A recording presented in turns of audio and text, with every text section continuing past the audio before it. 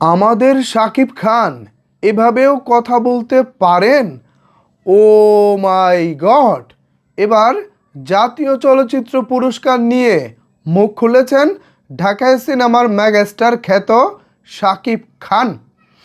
2023 সালের জন্য কিছুদিন আগে বাংলাদেশ সরকার প্রদান করেছে জাতীয় চলচ্চিত্র পুরস্কার। এই পুরস্কারে শাকিব খান এবং আফরান নিশো মনোনীত হয়েছিলেন।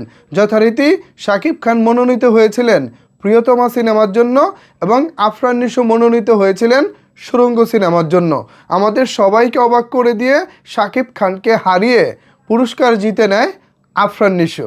ঠিক সেই সময় শাকিব খানের ভক্তরা নানাভাবে এই পুরস্কারের দিকে আঙ্গুল তুলেছিলেন। এতদিন পর্যন্ত এ বিষয়ে শাকিব খানের কোনো বক্তব্য পাওয়া না গেলেও আজকে শাকিব খানের বক্তব্য পাওয়া গেছে এবং এই বিষয় নিয়ে নিউজ প্রকাশ করেছে চ্যানেল আই। যথারীতি আপনারা এখানে চ্যানেল আইয়ের নিউজ কার্ডটি দেখতে পাচ্ছেন। এখানে শাকিব খান যে ভাষায় কথা বলেছেন তা রীতিমতো আমাকে অবাক করেছে। শাকিব খান বলেছেন, পরিষ্কারভাবে বলতে চাই, জাতীয় চলচ্চিত্র পুরস্কারের বিচার প্রক্রিয়া সম্পূর্ণ স্বচ্ছ ও জবাবদিহিমূলক হোক। ভাবতে পারেন ভাষার কত জোর, মানে কথার কত জোর। শাকিব খান বলতেছেন, পরিষ্কারভাবে বলতে চাই, জাতীয় চলচ্চিত্র পুরস্কারের বিচার প্রক্রিয়া সম্পূর্ণ স্বচ্ছ ও জবাবদিহিমূলক হোক। মূল্যায়নের নির্দিষ্ট কোনো মানদণ্ড নির্ধারণ এবং বাইরের হস্তক্ষেপ রোধে কঠোর নীতিমালা প্রণয়ন জরুরি। এবং এটা বলতেছেন শাকিব খান।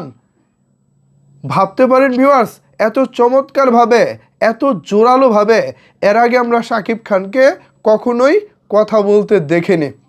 যদিও আফরান নিশো যে পুরস্কারটি পেয়েছেন এটা তিনি অবধারিতভাবে যথার্থই পেয়েছেন। তার পুরস্কার পাওয়া নিয়ে আসলে আমার জায়গা থেকে কোনো দ্বিমতের জায়গা নেই।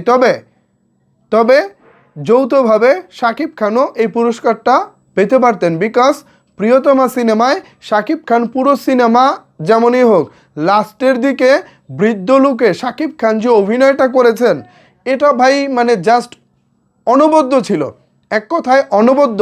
তো এমন একটি অভিনয় করার পর বা নিজের সেরাটা ডেলিভারি দেওয়ার পর প্রত্যেকটা অভিনেতারই ভাই স্বপ্ন থাকে হয়তোবা এবার তার কাজের মূল্যায়ন হবে, হয়তোবা এই কাজের জন্য আমি পুরস্কার পাবো, এরকম চিন্তাটাই কিন্তু প্রত্যেকটা অভিনেতার থাকে। সো সেই জায়গা থেকে শাকিব খানও হয়তো ভেবেছিলেন একদিক থেকে প্রিয়তমা সিনেমা ইতিহাসের সর্বোচ্চ ব্যবসা সফল সিনেমা হিসেবে নির্বাচিত হয়েছে, পাশাপাশি প্রিয়তমা সিনেমা বাংলা চলচ্চিত্রকে নতুনভাবে উজ্জীবিত করতে বড় একটা ভূমিকা রেখেছে। প্রিয়তমার পরেই কিন্তু আমরা আফরান নিশোর বেশ কিছু সিনেমা দেখেছি, এরপর শাকিব খানের নিজের তুফান দেখেছি, বরবাদ দেখেছি, তাণ্ডব দেখেছি, এবারও ঈদে আরও একটি সিনেমা আসছে। সো সব কিছু মিলিয়ে একটি প্রিয়তমা আমাদের ঢাকায় সিনেমাকে কতটা মানে অক্সিজেন দিয়েছে এটা তো আর বলার অপেক্ষা রাখে না। সো সেই জায়গা থেকে প্রথমত প্রিয়তমা বাংলা চলচ্চিত্রের নতুন একটা ধারা তৈরি করেছে, ব্যবসার নতুন মোড় ঘুরিয়ে দিয়েছে। দ্বিতীয়ত শাকিব খান তার কেরিয়ারের সবচেয়ে ভালো অভিনয়টা বৃদ্ধ লোকে করেছে। সো সেই জায়গা থেকে শাকিব খানের একটা আক্ষেপ থাকতেই পারে। আর এজ এ শাকিব লাভার হিসেবে বা শাকিব খানের শুভাকাঙ্ক্ষী হিসেবে আমার প্রত্যাশা ছিল আফরান নিশো আনডাউটলি দারুণ করেছেন, শাকিব খানও দারুণ করেছেন। সো কাউকেই বঞ্চিত করা উচিত হবে না, দুজনকেই যৌথভাবে পুরস্কারটা দেওয়া উচিত ছিল।